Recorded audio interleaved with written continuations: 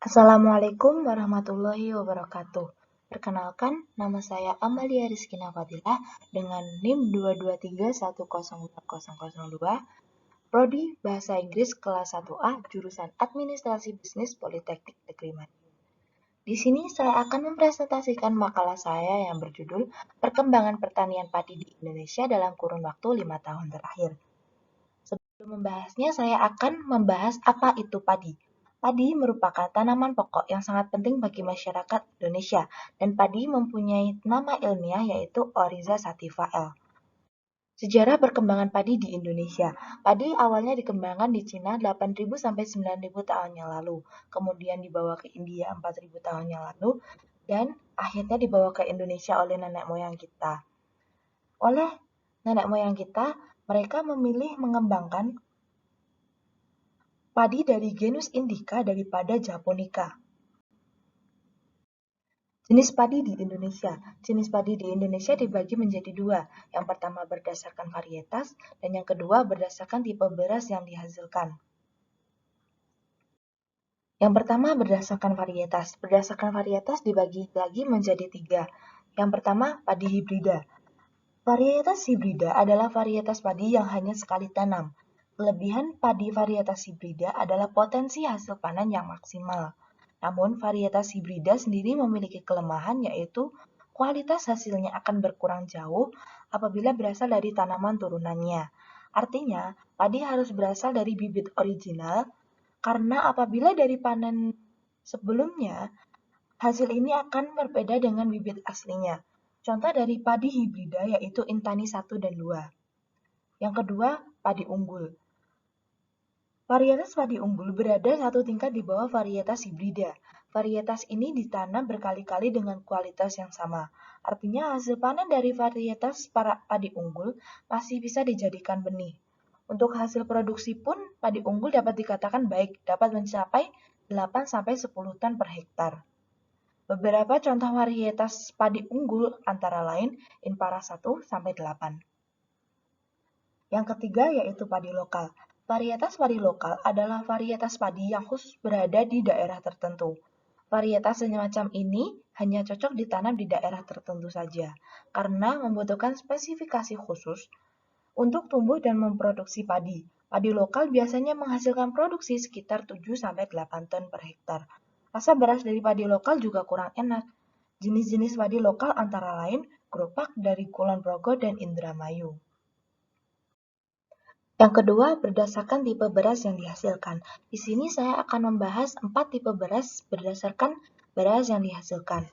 Yang pertama, padi ketan. Padi ketan lebih lengket daripada nasi, sehingga tidak dijadikan makanan pokok. Padi ketan biasanya dijadikan bahan pembuatan tape ketan, bubur ketan, dan macam-macam makanan khas daerah. Varian padi ketan antara lain adalah varian padi ketan merah, putih, dan hitam. Tipe kedua yaitu padi wangi. Sesuai namanya, padi wangi memiliki karakteristik beraroma wangi. Padi seperti ini contohnya adalah padi pandan wangi. Yang ketiga yaitu padi perah. Padi perah adalah padi yang apabila berasnya dimasak akan menghasilkan nasi bertekstur perah. Padi perah ini diproduksi dan dipopuler di daerah Sumatera Barat dan Riau. Yang keempat yaitu padi pulen. Padi pulen adalah padi yang apabila berasnya dimasak akan menghasilkan karakteristik nasi yang pulen. Sebagian orang lebih menyukai nasi yang pulen alias nasi yang sedikit lengket. Selanjutnya saya akan membahas faktor produksi padi di Indonesia. Dalam produksi padi tentu saja ada beberapa faktor yang mempengaruhi produksi, antara lain lahan, benih, pupuk, pestisida, dan tenaga kerja. Semua faktor tersebut sangat penting dalam produksi padi. Apabila satu saja faktor produksi di atas tidak ada, sangat besar kemungkinan produksi padi akan mengalami kecacatan. Sekarang kita sampai pada inti pembahasan kita. Bagaimana perkembangan pertanian padi di Indonesia dalam waktu 5 tahun terakhir? Kita mulai dari tahun 2018. Pada tahun 2018, produksi padi mencapai 48,3 juta ton. Jumlah yang sangat banyak. Sayangnya, pada tahun 2019, produksi padi menurun di angka 31,31 juta ton. Pada tahun 2020, meningkat sedikit di angka 31,33 juta ton, tapi pada tahun 2021 turun kembali di angka 31,18 juta ton. Dan kembali lagi naik di tahun 2022 di angka 32,07 juta ton. Bisa kita lihat produksi padi di Indonesia mengalami naik turun selama 5 tahun ini. Tentunya karena faktor cuaca dan sebagainya. Selanjutnya, saya akan membahas pemanfaatan sektor pertanian padi di Indonesia. Di antaranya, yang pertama yaitu sebagai sumber makanan pokok masyarakat Indonesia.